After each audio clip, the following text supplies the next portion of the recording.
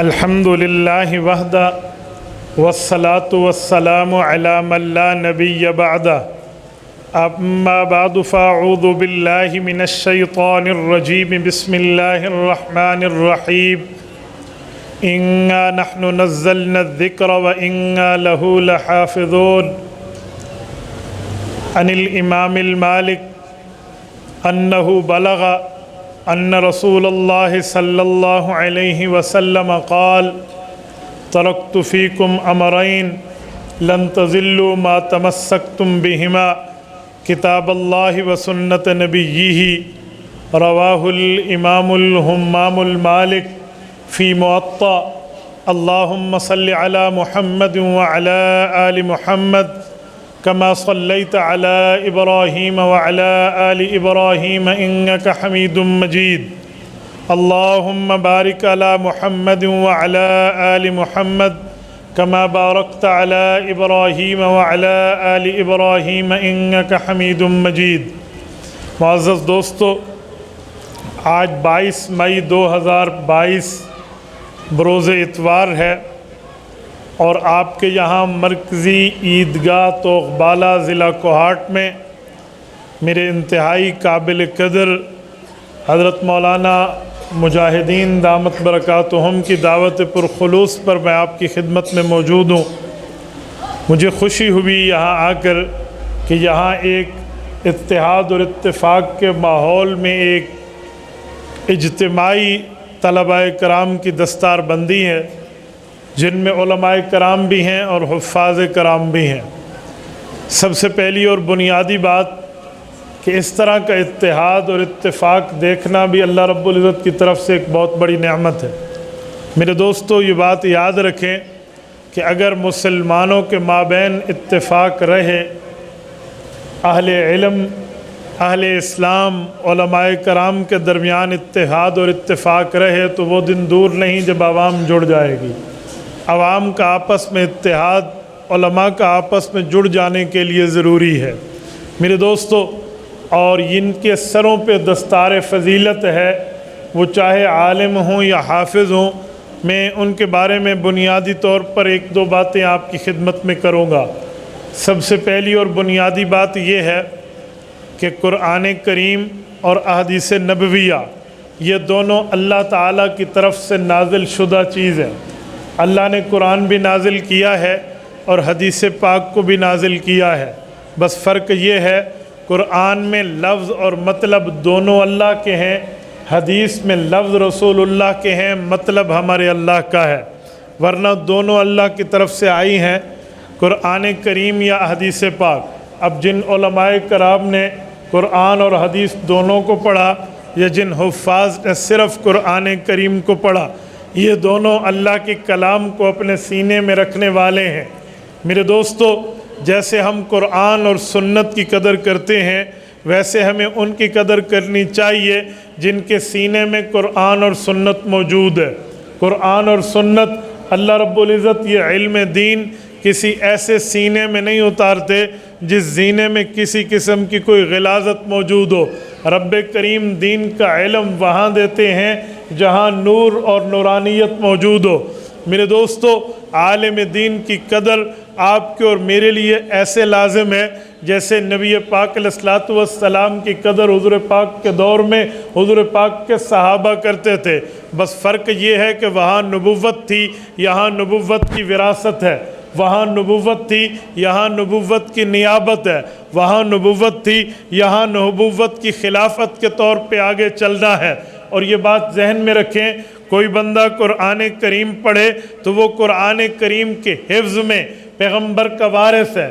اسی طرح وہ قرات کر کے اچھی قرات میں قرآن کریم اچھی آواز میں پیش کرے تو وہ پیغمبر علیہ الصلوۃ والسلام کے علم قرات میں پیغمبر کا وارث ہے۔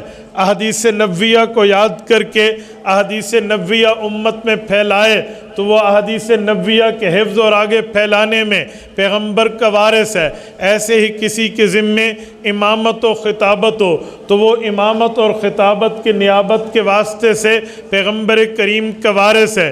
حضور پاک موجود ہوتے، پیغمبر کریم خطبہ نکاح خود دیتے۔ اب جس عالم نے نکاح کا خطبہ دے کر نکاح کو منعقد کرانا ہے وہ نکاح کے مسئلے میں پیغمبر کا وارث ہے۔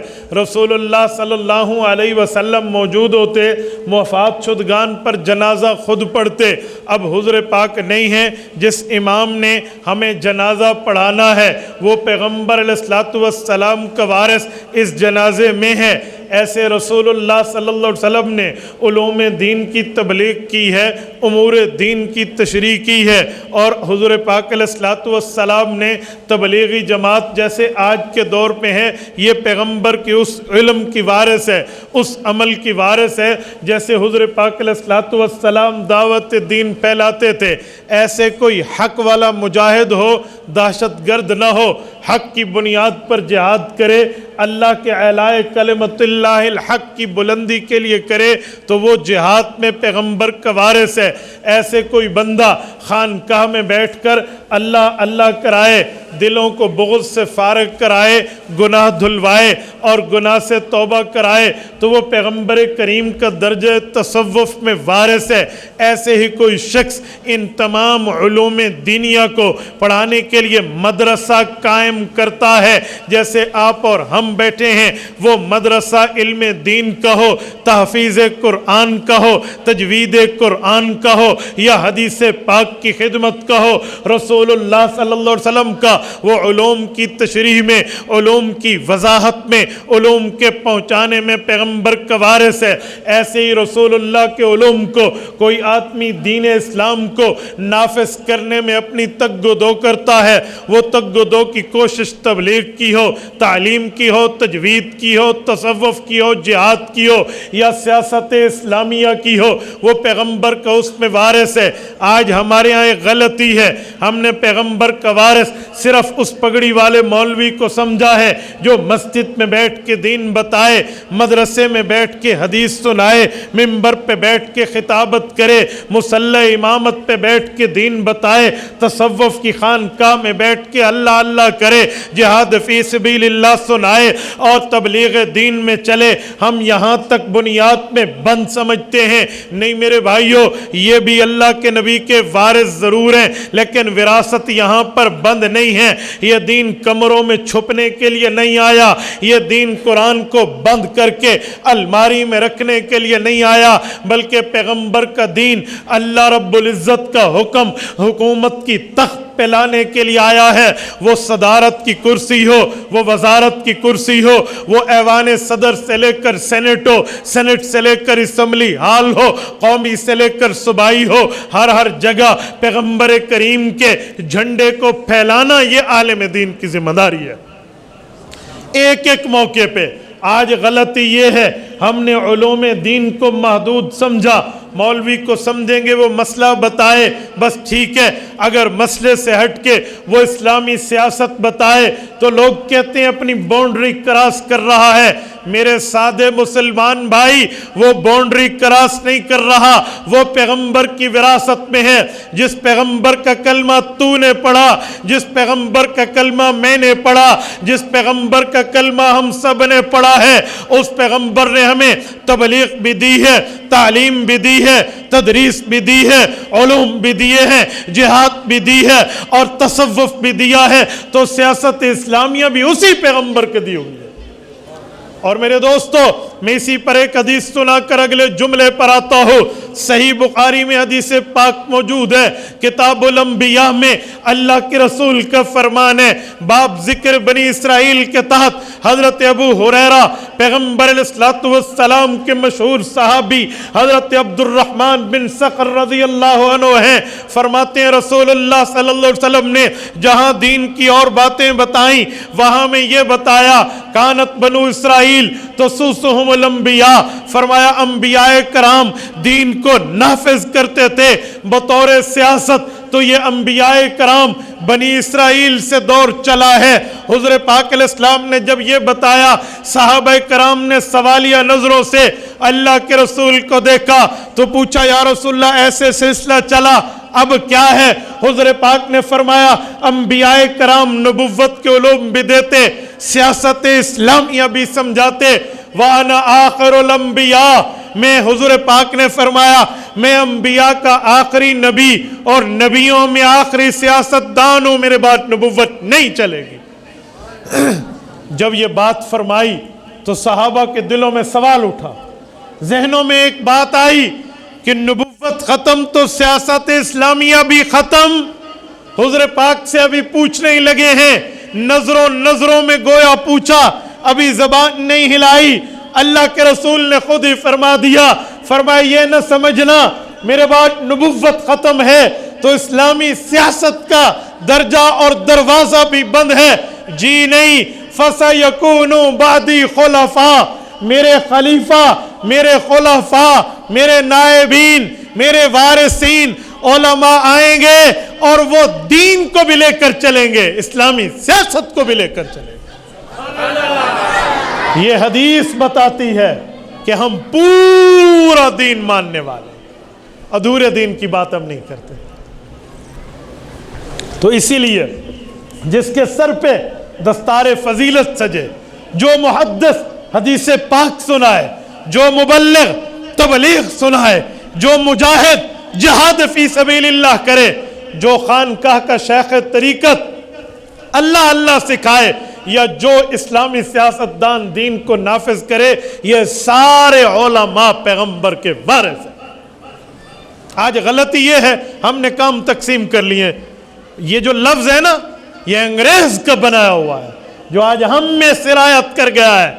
ملا کی دوڑ مسجد تک، کہتے ہیں نہیں کہتے؟ تمہیں کس نے کہا ملا کی دوڑ مسجد تک؟ بھئی ملا مسجد سے دین کو لے کر عالم اسلام میں دین کو نافذ کرنے والا۔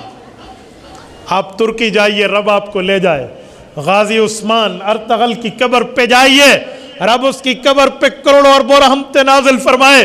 اس کی قبر پہ جہاں اور کتبات موجود ہیں وہاں 23 ممالک کے پرچم موجود ہیں، اور بتایا جا رہا ہے یہ پیغمبر اصلاۃ والسلام کی دین کا وہ وارث تھا۔ اتنے ملکوں پہ حکمرانی کی تھی، ایک سلطنت عثمانیہ کے نام پہ جو آج 23 ملک بن چکے ہیں۔ بھائی پیغمبر کا دین الماری میں بند ہونے کے لیے نہیں آیا، یہ دین نافذ ہونے کے لیے آیا ہے، دین پھیلنے کے لیے آیا۔ اور ایسے ہی پیغمبر کی وراثت ہے، وہ کیا ہے؟ وہ دین میں فقاہت پیدا کرنا ہے۔ دین کی فقاہت کیا ہے؟ دین کی سمجھ بوجھ، اسے کیا ہے؟ علم فقہ کی بات پیغمبر کی وراثت کیسے؟ سنو، میں رسالت مآب الاسلام کا فرمان پیش کر رہا ہوں، موجم الاوسط اٹھائیے، امام طبرانی روایت لائے ہیں، سیدنا علی المرتضیٰ حضرت حیدر کرار، حسنین کے ابا، زہرا کے شوہر، رسول اللہ کے خلیفہ چہارم حضرت حیدر کرار رضی اللہ عنہ فرماتے ہیں میں نے اللہ کے رسول سے ایک سوال پوچھا جو شاید کوئی اور نہ پوچھ سکا۔ فرمایا میں نے پوچھا ان نزل بنا امر فلیس فیہ بیان امر ولا نہی فماذا تأمرنا، یا رسول اللہ اگر یہ دور آئے آپ دنیا چھوڑ جائیں اور کوئی مسئلہ درپیش ہو، کوئی دین کی بات آئے، کوئی شریعت کی بات آئے، مذہب و اسلام کی بات آئے، اور اس سوال پر ہم قرآن بھی دیکھیں، آپ کے فرمان کو دیکھیں، ہمیں حکم بھی نہ ملے، ہمیں منع بھی نہ ملے، فماذا تأمرنا، ہم اس پہ کیا عمل کریں؟ آپ کا حکم کیا ہے؟ حضور پاک نے فرمایا تشاورون العابدین والفقہاء، فرمایا علی جو دین میں عبادت کر کے فقاہت کے درجے پہ سمجھ بوجھ پر فقیہ بن چکا ہو، پہنچ چکا ہو، ان سے مشورہ کرے، امت اس بھنور سے نکل جائے۔ تو فقہاء بھی پیغمبر کے وارث ہیں۔ آؤ میں نے جو حدیث پاک پڑھی ہے وہ میں آپ کی خدمت میں لانے لگا ہوں۔ حضرت امام مالک کی بلاغات میں سے ہے، یہ علماء سمجھتے ہیں بلاغات کا درجہ کہاں تک ہے، موطا میں موجود ہے، کتاب القدر اٹھائیے۔ حضرت امام مالک فرماتے ہیں رسول اللہ صلی اللہ علیہ وسلم کا فرمان مجھ تک پہنچا ہے، اور امام مالک کوئی عام بندہ نہیں ہے، یہ اس امت مسلمہ کا دوسرا بڑا امام ہے، امام دار الہجرہ، امام مالک ابن انس الاصبہی رحمہ اللہ، جو امام شافعی رحمہ اللہ کے استاذ ہیں۔ اس امت کے تیسرے بڑے امام، امام محمد ابن ادریس الشافعی مطلبی قریشی قبیلے کے ہیں، یہ ان کے استاذ ہیں امام مالک۔ اور امام مالک کے لیے ایک روایت بھی آتی ہے، رسالت مآب علیہ السلام نے فرمایا لوگ اپنی سواریوں کے جگر تھکا کر آئیں گے، اتنے لمبے لمبے سفر کریں گے، میرے شہر مدینہ میں آئیں گے، انہیں اس وقت کا بڑا عالم ملے گا۔ علماء نے لکھا اس سے مراد امام مالک رحمہ اللہ۔ امام مالک کی بلاغات کو درجہ صحت حاصل ہے، اس کو آپ ضعیف روایت نہیں کہہ سکتے۔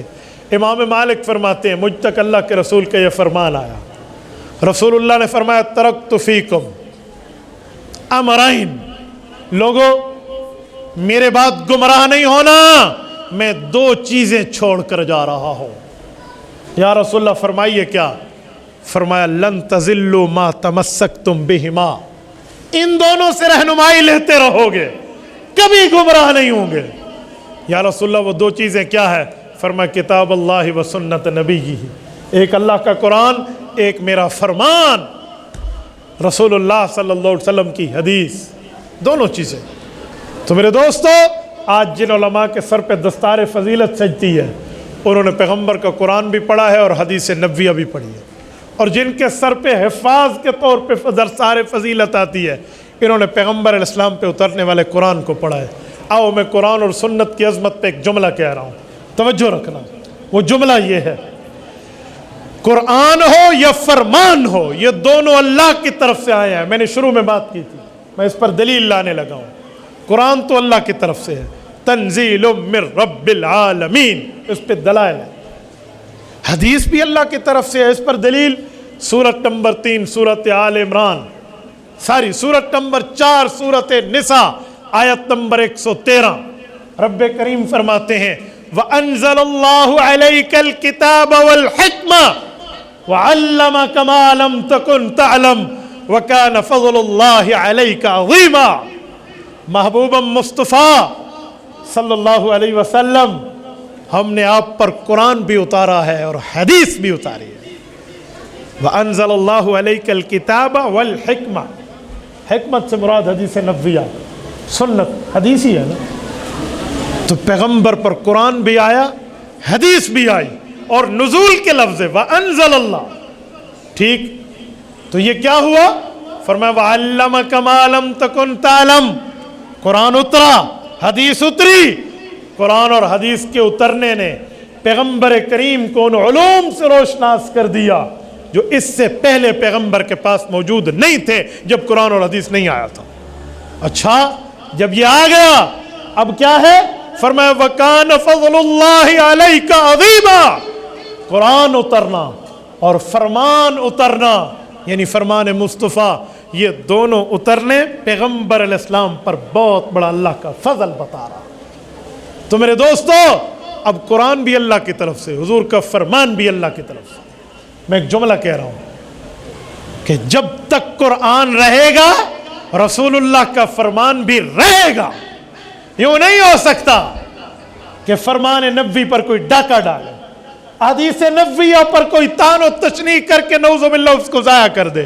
جی نہیں میرے دوستو، قرآن بھی قیامت تک ہے، حضور کا فرمان بھی قیامت تک ہے۔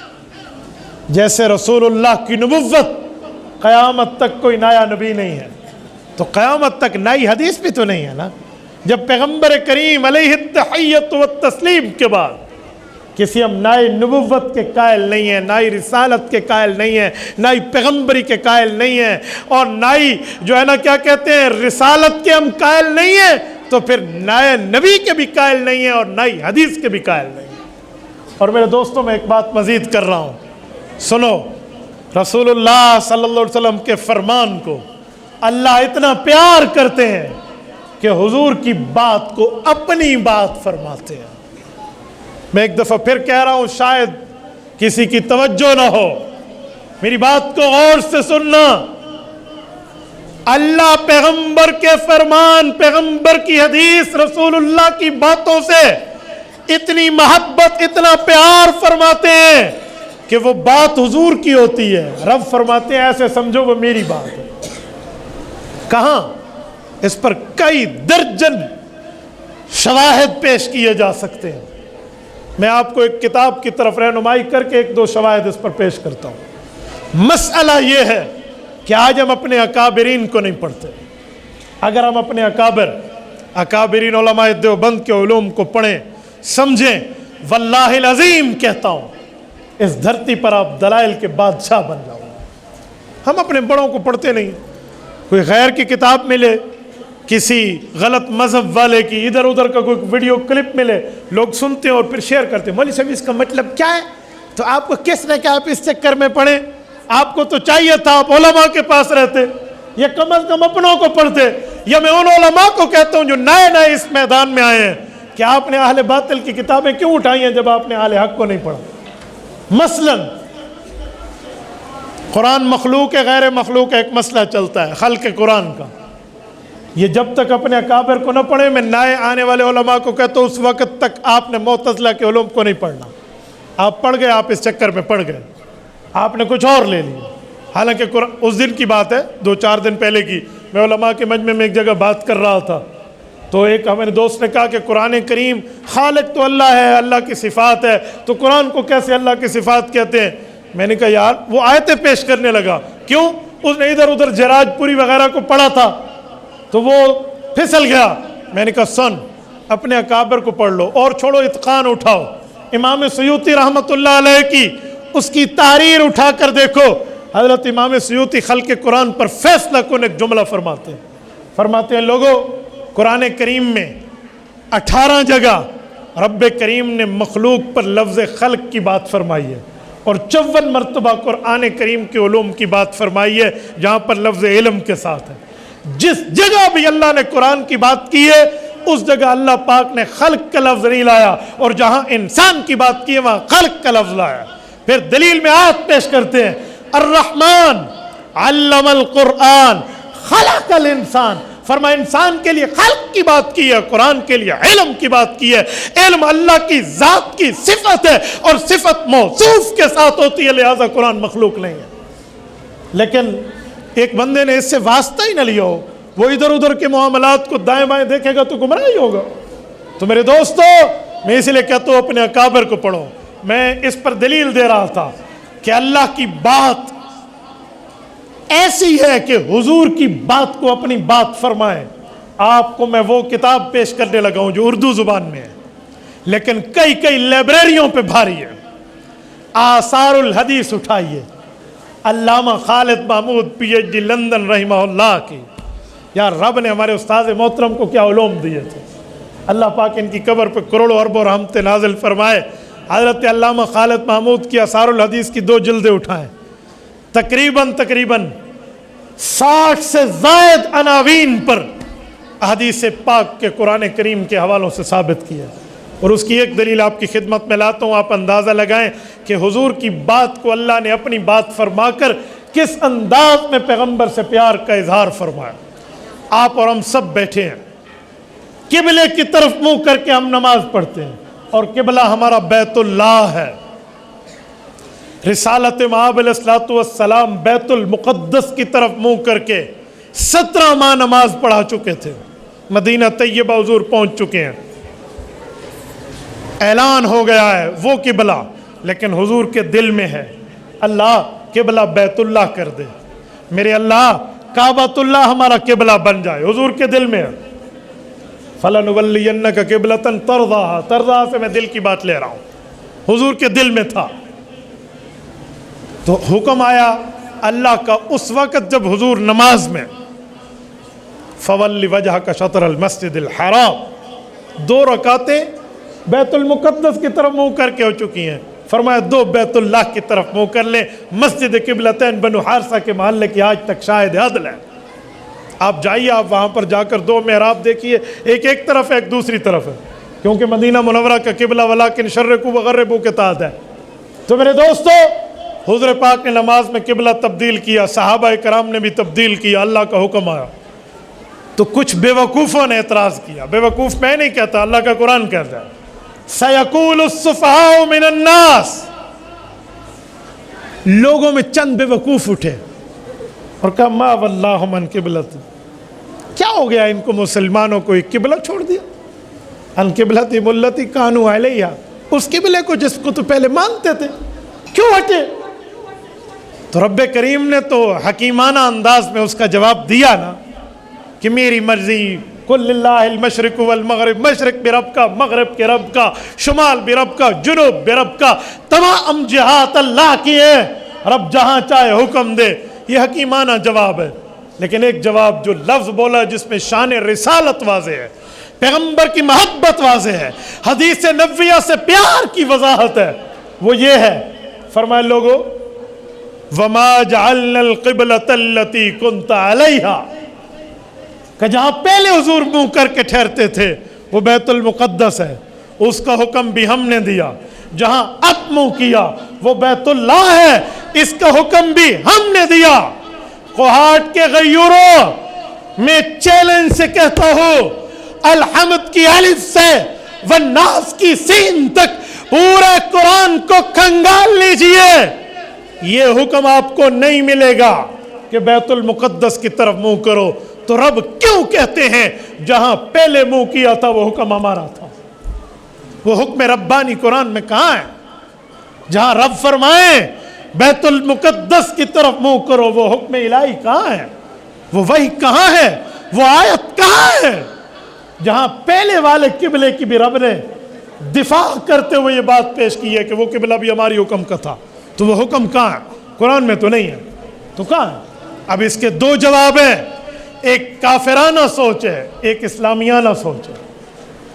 कुफ्फार की, बेईमानीन की सोच ये है कि ये कुरान सहाबा किराम ने गलत जमा किया, नऊजुबिल्लाह। इस कुरान में रद्दो बदल हो गया है, जैसे मकबूल हुसैन देहलवी ने तर्जमतुल कुरान में लिखा है, नऊजुबिल्लाह के शराब खोर खुलफा की खातिर कुरान में तब्दीली लाई गई है और उस तबके के 12 मुज्तहिदीन ने उस पे दस्तखत किए हैं। मैंने इसलिए कुरान करीम की आयत शुरू में पेश की। रब फरमाते हैं इन्ना नहनु नज़्ज़लना ज़िक्रा व इन्ना लहू लहाफ़िज़ून। और दुश्मनों, और लानतियों, तुम्हारी साजिशें रहेगी, तुम्हारी चालें रहेगी। रब के कुरान में ऐलान है इसकी हिफाजत रब ने करनी है। तो किसकी जुर्रत, हिम्मत, ताकत, सकत, कुव्वत कि वो अल्लाह की हिफाजत के रास्ते में आड़े अड़काए? नहीं हो सकता। इसकी हिफाजत अल्लाह ने की है। हाँ, जिसने झूठ बोला, इल्जाम लगाया पैगंबर के खुलफा और सहाबा पे, रब ने इसे दुनिया में नमूना है, इबरत बना दी।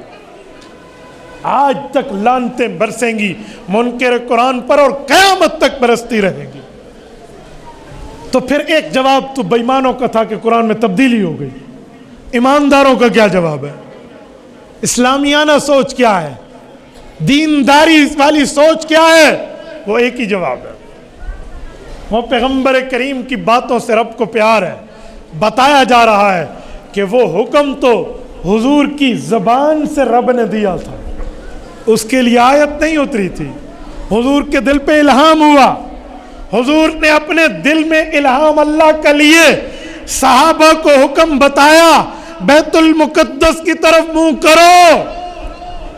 सहाबा ने शुरू कर दिया, चलता रहा, लेकिन दिल में था अल्लाह काबतुल्लाह मिले। तो रब ने जब काबतुल्लाह दिया, एतराज किया लोगों ने, तो अल्लाह ने फरमाया जो पहला किबला था हुक्म हमने दिया। पता चला पैगंबर की हदीस को रब इतना मोहब्बत की नजर से देखता है कि हुजूर की बात को भी अपनी बात कहता है, हुजूर की बात को भी अपनी बात। और मेरे दोस्तों, ये पैगंबर की हदीस से रब का यूं प्यार एक मकाम पे नहीं है, कई मकामात पर है। आप असारुल हदीस उठा लीजिए, आपको अल्लामा खालिद महमूद का जोलानी कलम आपको इस पर दलाल देते हुए नजर आएगा।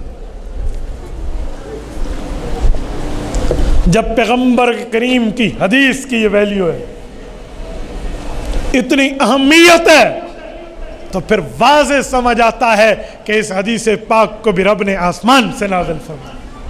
और मेरे दोस्तों, मैं एक जुमला कहता हूँ, कोई मुनकिर हदीस हो, کوئی غلام احمد پرویز کا متبع ہو، اسلم جیراج پوری کی گھسی پٹی عبارات کو پڑھ کے منکرین حدیث کے زمرے میں خود کو شمار کر چکا ہو، تو میں اسے دعوت ہدایت دیتے ہوئے کہتا ہوں میرے بھائی، تب تو بھائی بنے گا جب پیغمبر کی حدیث کو مانے گا، ورنہ ہم تمہیں اسٹوپڈ مین کہیں، بے وقوف کہیں تو پریشان نہ ہونا۔ کیوں؟ یہ ہمارے غصے کا اظہار نہیں ہے۔ اللہ نے قرآن میں منکر حدیث کو بے وقوف کہا ہے، اسٹوپڈ کہا ہے، سفیہ کہا ہے۔ دوسرا پارہ سورۃ البقرہ آیت 145 شروع ہوتی ہے، رب فرماتے ہیں سیقول السفہاء، بے وقوف پیغمبر کی حدیث پر اعتراض کرے گا، بے وقوف پیغمبر علیہ السلام کی حدیث پر اشکال لائے گا۔ پتہ چلا جو نبی کی حدیث پر اعتراض انکار کی شکل میں لائے اسے اللہ بے وقوف کہتا۔ سفیہ جمع ہے نا بے وقوف، سفہاء اس کی جمع، سفیہ واحد ہے۔ تو میرے دوستو، یہ پیغمبر کی حدیث کی ویلیو، جب قرآن کی اہمیت تبدیلی نہیں ہو سکتی، حدیث کی اہمیت، اللہ اس سے پیار کرے، ہمیں چاہیے ہم اس عالم ربانی سے، اس علماء حق سے پیار کریں جس کے سینے میں اللہ کا فرمان بھی ہے، رسول اللہ کا فرمان بھی۔ اور اس لیے میں نے کہا کہ عالم پورے دین میں پیغمبر کا وارث ہے، ادھورے دین میں نہیں ہے۔ کچھ لوگ دین کے دو جملے پڑھ کے علماء کو گائیڈ لائن دینے کے لیے آ بیٹھتے ہیں، بھئی یہ کام علماء کا ہے، تمہارا نہیں ہے۔ میں اس پر ایک مثال دیتا ہوں، توجہ رکھنا۔ کچھ دن قبل میرا ایک کلپ کچھ اہل باطل نے وائرل کیا، تفصیلی کلپ میں شاید کچھ کاٹا۔ مجھ سے سوال ہوا لائیو سیشن میں کہ مولانا ایک عام ہی آدمی ہے، قرآن کا ماہر نہیں ہے، وہ قرآن کریم کو ترجمے کے ساتھ پڑھتا ہے۔ میں نے کہا سنو، عام آدمی کو تلاوت کرنی چاہیے، اگر اسے شوق ہے ترجمہ و تفسیر پڑھنے کا تو کسی عالم کی زیر نگرانی پڑھے، علماء کی زیر نگرانی۔ عامی بندہ خود پڑھے گا تو کل گمراہ ہو کر بیٹھ جائے گا کہ اسے آیات کے بظاہر تعارض سمجھ نہیں آئیں گے۔ آیات میں بہت سی چیزیں ایسی ہیں جو حدیث کے ذریعے ماہر قرآن عالم سمجھائے گا۔ آپ کہیں گے کیسے؟ آؤ میں مثالیں لاتا ہوں۔ مثلاً یضل بہ کثیرا ویہدی بہ کثیرا، قرآن بتاتا ہے قرآن کے ذریعے ہدایت بھی ملتی ہے، گمراہی بھی ہوتی ہے۔ عام آدمی سوچے گا اوہ قرآن گمراہی بھی دیتے؟ گمراہی کا کیا مطلب؟ ہم نے تو قرآن کو صرف کتاب ہدایت سمجھا۔ نعوذ باللہ، یہ تو یضل بہ کثیرا کا کیا مطلب؟ تو جب تک پیغمبر کے فرمان کی تشریح میں ماہر قرآن نہیں بتائے گا، ترجمے والے کو کیا پتہ جو ریڑھی لگانے والا ہے اور ترجمے سے پڑھنا شروع کر دیے۔ ایسے ہی ایک جگہ ہے جب اللہ کی آیات ان پر پڑھی جاتی ہیں، زادتہم ایمانا، ایمان بڑھ جاتا ہے، خوش ہو جاتے ہیں۔ اور سورۃ انفال میں وجلت قلوبہم، ان کے دل ڈر جاتے ہیں، کانپنے لگ جاتے ہیں۔ تو ایک بندہ کہے گا قرآن پڑھنے سے خوشی ملتی ہے یا کانپ ملتی ہے؟ بھائی یہ کیا چکر ہے؟ ترجمے والا تو بیچارہ پھنس گیا۔ جب ماہر نہیں ہوگا، ایکسپرٹ آف دا ہولی شریعہ، دین کا ماہر ساتھ نہیں ہوگا تو کیا کرے گا عام بندہ؟ ایسے ہی قرآن کریم میں ہے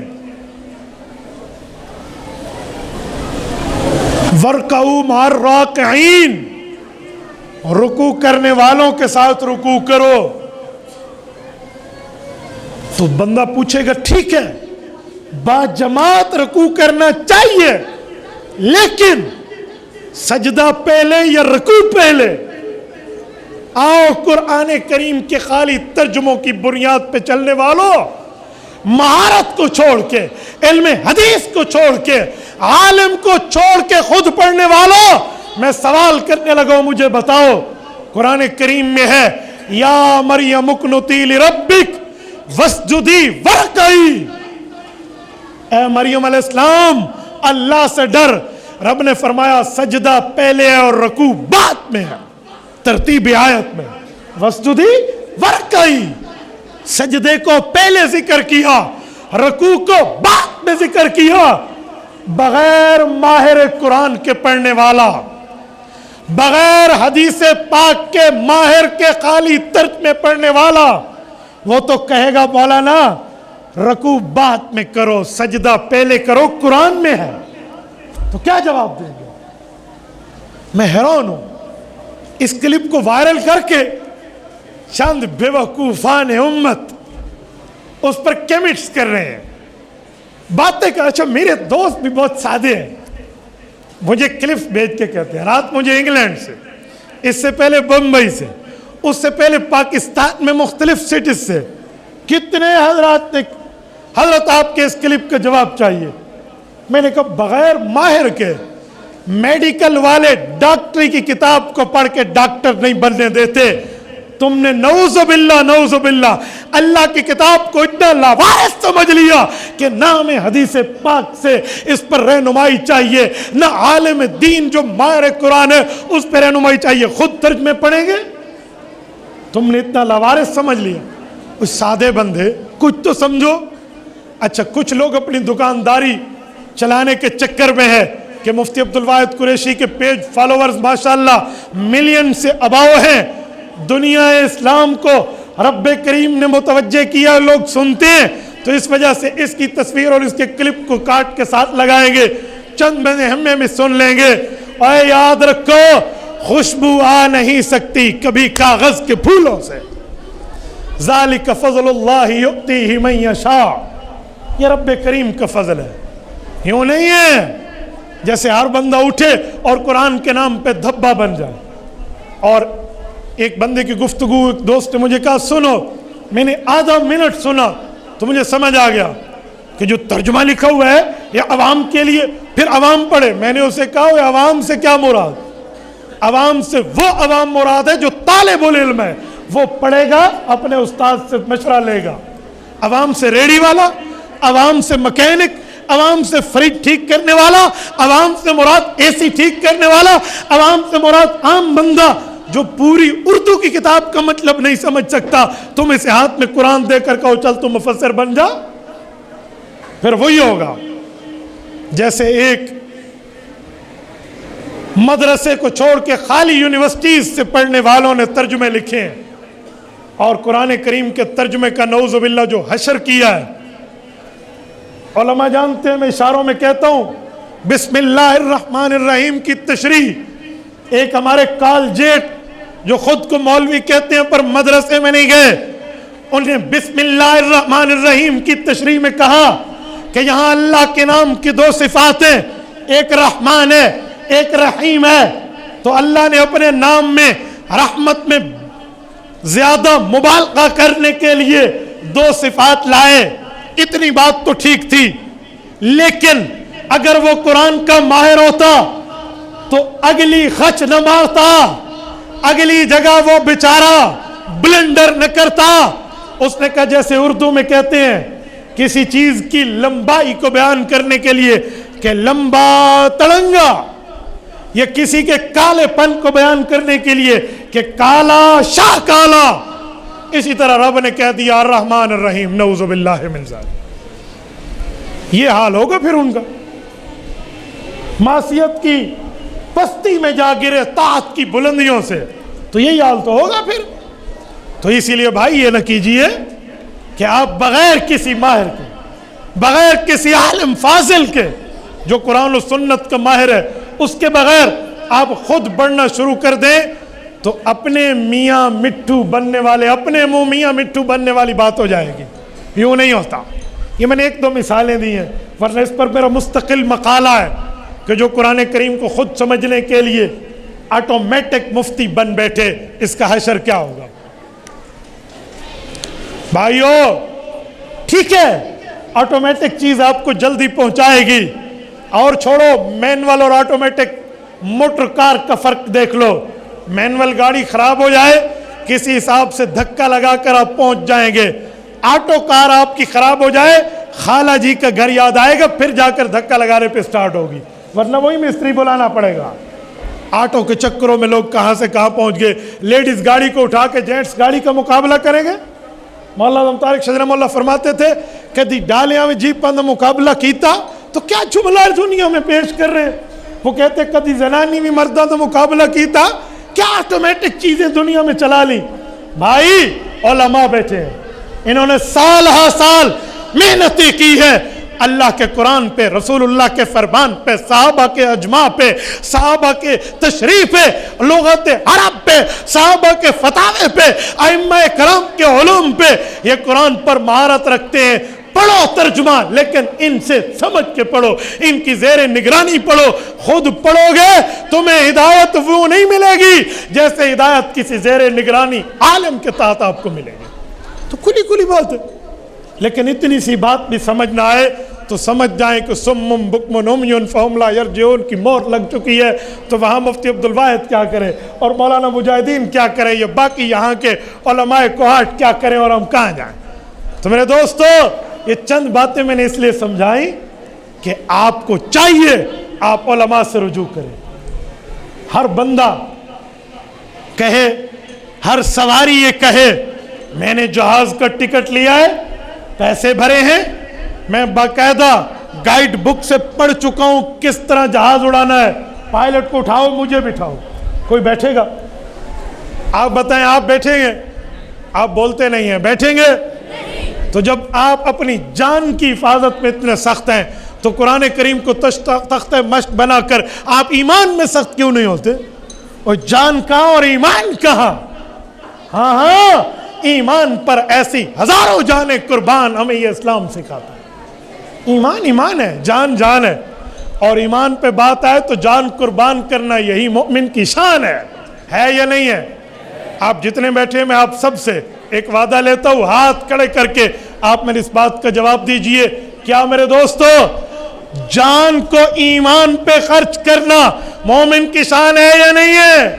بولیے بولیے، جتنے حضرات بیٹھے ہیں، اللہ نے آپ کو طاقت دی ہے، ہاتھ کھڑا کر کے مجھے جواب دو، جان کی حفاظت پر ایمان کو نہیں، ایمان کی حفاظت پہ جان لگاؤ گے یا نہیں لگاؤ گے؟ ایمان کی حفاظت پہ جان قربان کرنا یہ مومن کی شان ہے یا نہیں ہے؟ تو بھائی جب ایمان کی حفاظت پر مومن جان قربان کرتا ہے تو پھر ہمیں چاہیے ہم اپنی ترتیب پر معاملات کو رکھیں، دین اسلام کو اتنا لاوارث نہ سمجھیں۔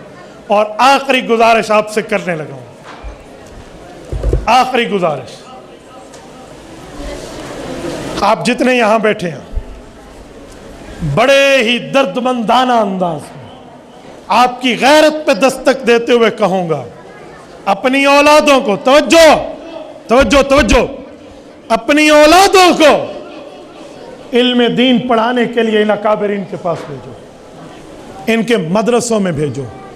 میں کالج یونیورسٹی کی تعلیم سے منع نہیں کرتا، ہم نے پڑھی ہے، پڑھنی چاہیے، نو ڈاؤٹ، مجھے اس پر کسی قسم کا کوئی آبجیکشن نہیں ہے۔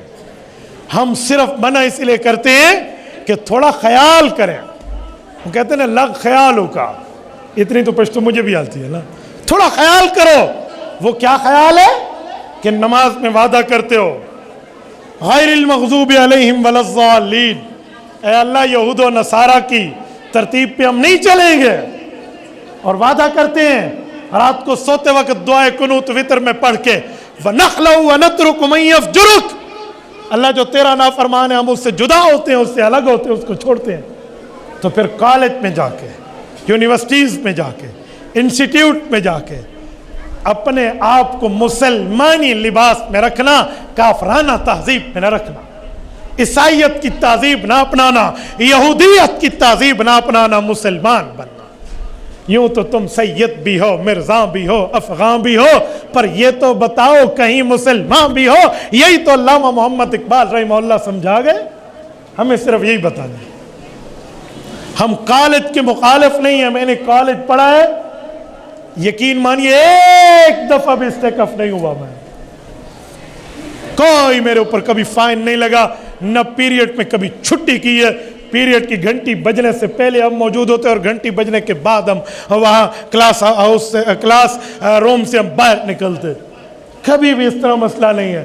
لیکن تہذیب جب بدلی جاتی ہے تو پھر کسی کہنے والے کو کہنے دیجئے کہ یوں قتل میں بچوں کے وہ بدنام نہ ہوتا، افسوس کہ فرعون کو کالج کی نہ سوجی.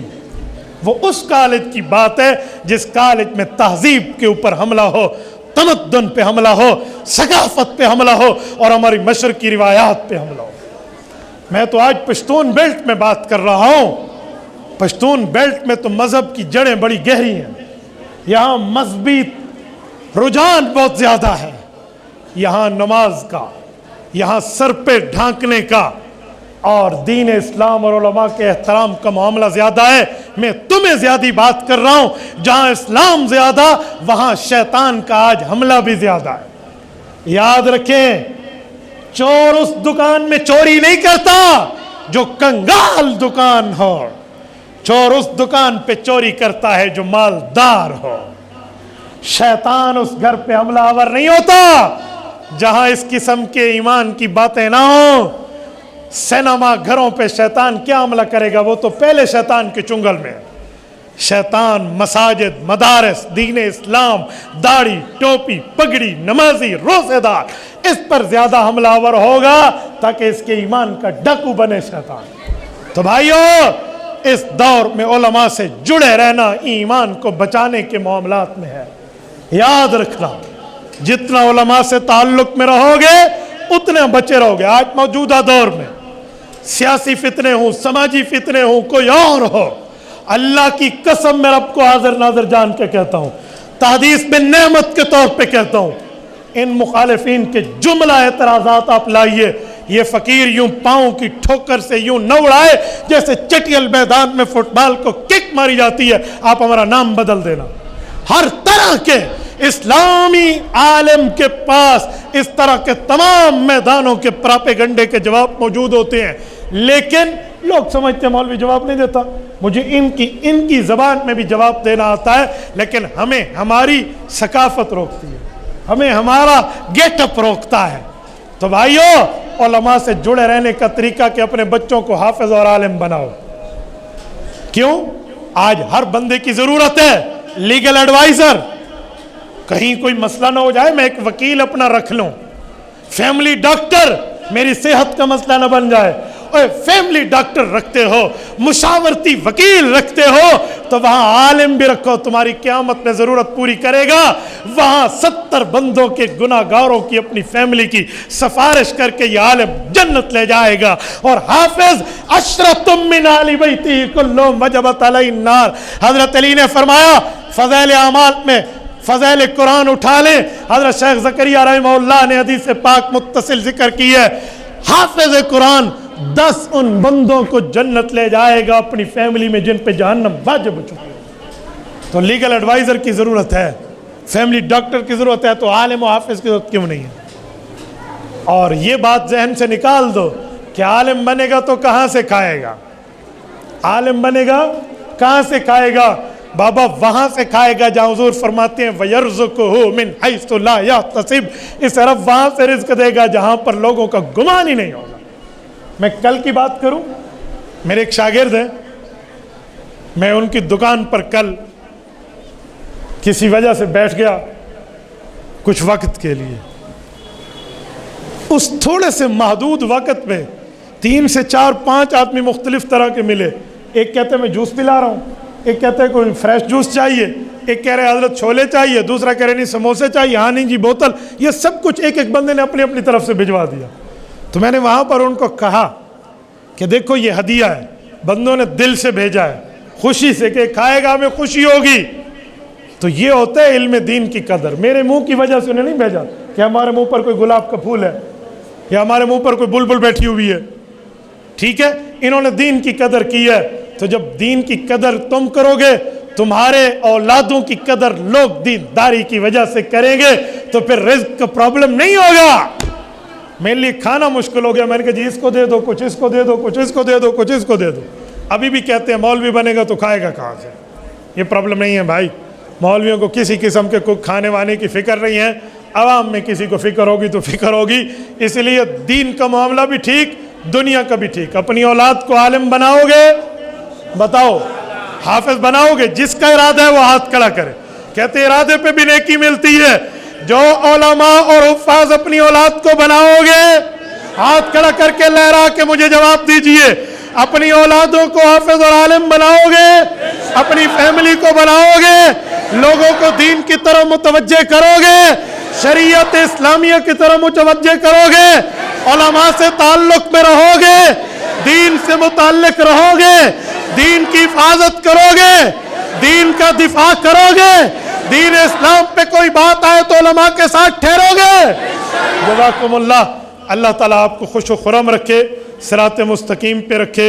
اقول قولی ھذا واستغفر اللہ وآخر دعوانا ان الحمد للہ رب العالمین. یہ آپ کے سوالات ہیں, نرم سوال نرم جواب, گرم سوال گرم جواب, ٹھیک ہے؟ اس لیے آپ پریشان نہ ہونا, سوالات جیسے ہوں گے تو جواب ویسا ہوگا نا. میں بہت سی جگہوں میں کہتا ہوں نا کہ مجھ سے کسی نے کہا, لوگ کہتے ہیں کہاں کہا, بندہ دکھاؤ. میں اس کے دو جواب دیتا ہوں. صحافی سے پوچھے نا اپنا سورس دکھاؤ, تو صحافی کہتے ہیں صحافی سورس شو نہیں کرتا, وہ بات کرتا.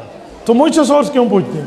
بھائی مجھ سے ایسی دنیا پوچھتی ہے, اس طرح دنیا پوچھتی ہے, اس طرح فون پہ پوچھتے, اس طرح ملاقات پہ بھی پوچھتے, تو سوال کا جواب بندہ دے دیتے ہیں.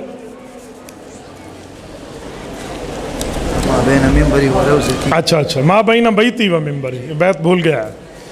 ماں بین بیتی و ممبری روضۃ من ریاض الجنہ. اس حدیث پاک پہ کچھ لوگ اشکال کرتے ہیں کہ جنت میں فوت, مرض, بڑھاپا نہیں ہے, حالانکہ اس ٹکڑے میں لوگ بیمار بھی ہیں, جن کو موت بھی آ جاتی ہے. ٹکڑا جنت کیسے ہے؟ میں نے کہا کہ اپنے اکابر کو پڑھو, تمہیں جواب ملے گا. فتح الملہم شرح صحیح مسلم جلد نمبر 1, ماں بین بیتی کی حدیث پاک کو ذکر کر کے زبدۃ المحدثین والمفسرین علامہ شبیر احمد عثمانی رحمہ اللہ نے جو اس پر کلام کیا ہے, وہ اس پہ حرف آخر جواب ہے. وہ فرماتے ہیں اس ٹائم فی حالت راہنہ ہے, حالت رہن ہے. اصل یہ جنت کا ٹکڑا ہے, لیکن اس وقت حالت رہن ہے. اللہ نے دنیا میں ہمیں دیا ہے, قیامت میں رب اس جگہ کو, جو روضہ رسول کے ساتھ یہ جگہ موجود ہے, اس کو اللہ اٹھا لیں گے. تو فرمایا یہ فی حالت راہنہ ہے, رہن کی حالت ہے, دنیا میں آئی ہے, امانت ہے.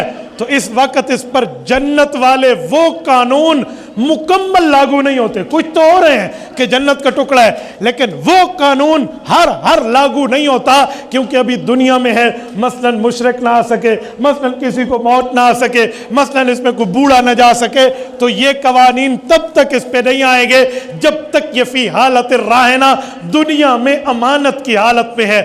انہا تنقل فی دار الآخرہ, قیامت میں رب اٹھا کر جنت لے جائیں گے تو فلی احکام اس پر لاگو ہو جائیں گے. اور اس پر دلیل بھی ہے, رسول اللہ صلی اللہ علیہ وسلم کا جسم مبارک جنت کی مٹی سے بنا ہے. الخصائص الکبریٰ جلد اول حضرت عائشہ کی روایت موجود ہے. نحن معاشر الانبیاء تنبت اجسادنا علی ارواح اہل الجنہ. حضور کا جسم جنت کی مٹی سے بنا ہے. جنت میں تو نیند نہیں ہے, کیوں آئی ہے رسول اللہ کو دنیا میں نیند؟ بتائیے. جنت سے حضور کا جسم بنا ہے, دنیا میں آئے ہیں, نیند نہیں آنی چاہیے, لیکن دنیا میں نیند آئی ہے اور نیند میں دل جاگتا رہا ہے. حدیث میں اس لیے نبی کا نیند میں وضو نہیں ٹوٹتا, نبی کا دل جاگا, یہ جنت کا خاصہ ہے. آنکھوں پہ نیند آئی, یہ دنیا کا اثر ہے. جنت میں پسینہ نہیں ہے. رسول اللہ کو پسینہ کیوں آیا ہے؟ تو جنتی وجود ہے. بھائی پسینہ نہیں آنا چاہیے, جنت کا خاصہ یہ ہے, لیکن پسینہ آیا ہے, یہ دنیا کا اثر ہے. ما شممت اطیب من عرق رسول اللہ, اس پسینے میں اندر اللہ نے خوشبو رکھی ہے, یہ جنت کا خاصہ ہے. بھائیو یہ جنت کا ٹکڑا ہے, اس پر فلی احکام لاگو نہیں ہے کہ کچھ معاملات میں دنیا کا اثر ہے.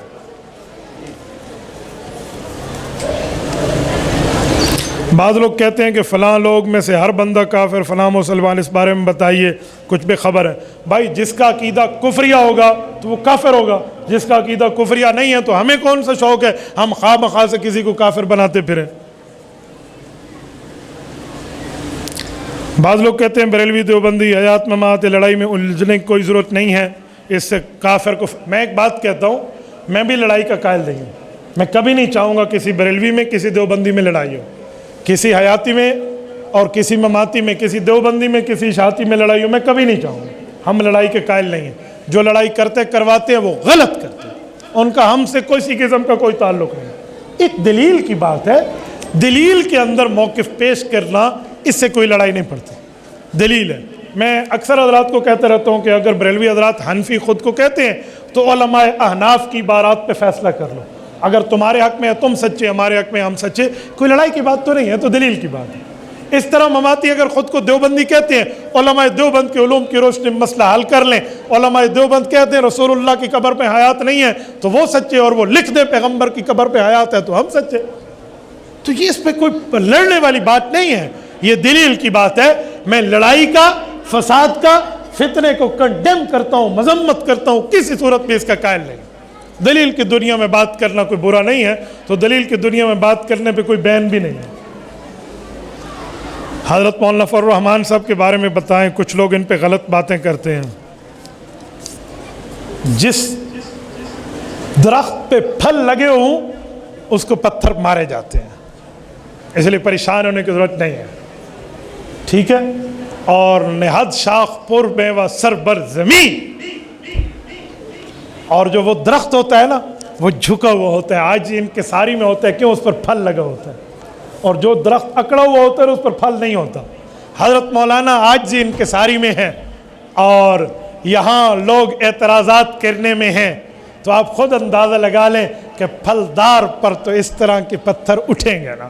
لیکن میں اس ہاتھ پر, جس ہاتھ میں پتھر ہو اور اس پھلدار درخت کو ماروئے, میں اس ہاتھ پر گویا کہ اگر ماتم جائز ہوتا تو میں ماتم برپا کرنے کا اعلان کرتا کہ لوگوں ماتم کرو اس ہاتھ پہ, جو ہاتھ اس عالم دین کے خلاف اٹھ رہا ہے جو لاکھوں علماء اس کی قیادت میں متفق ہیں. پتہ نہیں کیا معاملہ ہے. میں نے سنا ہے کہ حضرت مولانا احمد علی لاہوری رحمہ اللہ نے حضرت مولانا مفتی محمود رحمہ اللہ کو فرمایا تھا کہ تیرے اس بیٹے کی وجہ سے مخالفت میں بہت سے لوگ گمراہ ہو جائیں گے. مجھے تو وہی خطرہ نظر آتا ہے, اگر یہ واقعہ دیانت پر ہے نا تو مجھے وہی نظر آتا ہے. یقین مانے بغض فضل الرحمان جس سینے میں ہے نا, میں نے بڑا آزمایا ہے. اس کے دین میں آپ کو کمی نظر آئے گی, اس کی عبادت میں آپ کو کمی نظر آئے گی, اس کے دینی معاملات اور دینی رجحان میں کمی نظر آئے گی. نہ ملے آپ کو میں یہ تحفہ دوں گا. مجھے سعودیہ سے یہ گھڑی تیسرے سسر نے دی ہے. کون سے نمبر والے نے؟ اب آپ منہ نیچا نہ کریں, تو میں تحفہ دوں گا, آپ لیجیے. میں نے دیکھا ہے, یقین مانے بغض مولانا کا جس سینے میں آیا نا, اس سینے میں عبادت کامل نہیں رہتی. بڑا مشکل ہے. میں نے بڑا تجربہ, مجھ سے لوگ کہتے ہیں مولانا تمہیں کیا ہو گیا؟ میں کہتا ہوں تمہیں کیا ہو گیا؟ اور جب ڈاکٹر کسی مریض کو انجیکشن لگائے تو مریض کا حق بنتا ہے وہ کہ ڈاکٹر صاحب کیوں چبا رہے ہو, کیوں سوئی لگا رہے ہو. ہاں وہ پشتوں میں کیا کہتے ہیں, استن. ہاں یہ کیوں مجھے لگا رہے ہو؟ نہیں لگاؤ. مکوا شکوا کہے کر وہ روئے گا تو صحیح نا, لیکن ڈاکٹر کا حق ہے کہ وہ مریض کی بات کو نہ سنے بلکہ اپنی ڈاکٹری کے اصول پہ عمل کرے. تو میرے پیج فالوورز ہیں کچھ بیچارے یوتھی ٹائپ کے یا کوئی ادھر ادھر کے ہیں, وہ سارا دن لگے رہتے ہیں کیا کر دیا. تو میں ان کی باتوں کو محسوس نہیں کرتا, میں اپنی ڈاکٹری اصول پر استن لگا کے چھوڑتا ہوں, جو بھی کرتے کرے. کچھ لوگ سمجھتے ہیں کہ 2 4 5 10 15 کیمٹس کسی پوسٹ پہ ڈالیں گے نا اور یہ کہے گا اوفو میرے خلاف تو کیمٹس آنا شروع ہو گئے, لہٰذا مجھے ویڈرالنگ پوزیشن پہ ریٹرن لینا چاہیے اور میں یو ٹرن لے لوں. اور یو ٹرن والے ہم نہیں ہیں, یہ کسی اور سے جا کے کہا. ہم فَاصْدَعْ بِمَا تُؤْمَرْ پہ عمل کرنے والے ہیں. جب ایک حق بات کرے پھر اس پر ڈٹ جائے. یاد رکھیں قُلِ الْحَقُّ ثُمَّ اسْتَقِمْ, پیغمبر کریم کے فرمان کا مفہوم ہے معاذ, حق بولنا پڑے تو بول لے, پھر اس پر ڈٹ جا جیسے مضبوطی سے ڈٹنے کا حق ہے. بھائی آپ کل کے جاتے آج چلے جائیں گے, یو کین گو, مجھے نو پرابلم, اس پر کوئی مسئلہ نہیں ہے. جو میرے لیے رائے قائم کرے کہے, لیکن میں مولانا کے ساتھ دیانتداری کی وجہ سے ٹھہرا ہوں. کچھ لوگ سمجھتے ہیں ٹکٹ کی لالچ ہے, پتہ نہیں کوئی ایم پی اے اور ایم این اے کی ٹکٹ ملے گی. میرا ذہن تو چھوڑیں، حاشیہ ذہن میں اس طرح کا خیال آج تک نہیں آیا. میرا ایک علمی کام ہے، میں اس علمی کام کو لے کر پوری دنیا میں چل رہا ہوں، صرف پاکستان میں نہیں، پوری دنیا میں. میرا اگلے ہفتے یورپ کا سفر ہے، تو یورپ کے جا کر صحراؤں اور سمندروں تک بھی ہم نے اللہ کے دین کی دعوت کے لیے جانا ہے. نو مسئلہ، مجھے کوئی پرابلم نہیں ہے، میں نے پوری دنیا میں جانا ہے. کوئی میرے لیے کیا کہتا ہے وہ کہتا رہے، کچھ بھی نہیں ہے. تا تک قدم ہی ذرہ برابر بھی مجھے پرابلم نہیں ہے کسی کی مخالف کمنٹ سے. میں آپ کے سامنے کیسے ہنس کے بات کر رہا ہوں. مولانا ذرا ہاتھ لگائیں، جسم بھائی لگائیں. ٹھنڈا ہے گرم ہے؟ ٹھنڈا ہے. آگے آ کر بتاؤ، ٹھنڈا ہے گرم ہے؟ ٹھنڈا ہے، بہت ٹھنڈا ہے. ٹھنڈا ہے. اب بھی میں ٹھنڈا بیٹھا ہوں، مجھے تو کوئی گرمی کی بات نہیں ہے. کوئی مجھے اس پر کوئی غصے کی بات کرے، میں کھلی کھلی بات کرتا ہوں. لاکھوں علماء کے قائد پر نہ بولیں، آخرت خراب نہ کریں. آپ کو ان کی پالیسی سمجھ نہیں آتی تو اعتماد کرنا سیکھیں. ہم بے وقوف لوگ نہیں ہیں، نعوذ باللہ ہم شراب نہیں، ہم حلال دودھ پینے والے ہیں. ہم جو اس کے پیچھے ٹھہرے ہیں اس پالیسیوں کو علماء سمجھتے ہیں. تمہیں آج نہیں سمجھ آتی تو کل ضرور آ جائے گی، نہیں تو پھر بعد میں سب کچھ کھلے گا جب آنکھ بند ہوگی. فسوف ترى اذا انکشفت الغبار افرس تحت رجلک ام حمار. ایک عربی شاعر نے کہا ابھی گرد و غبار ہے، گرد و غبار چھٹے گا پھر تجھے پتہ چلے گا تو گھوڑے پہ سوار تھا یا گدھے پہ سوار تھا. اقول قولی ھذا واستغفر اللہ وآخر دعوانا ان الحمد للہ رب العالمین.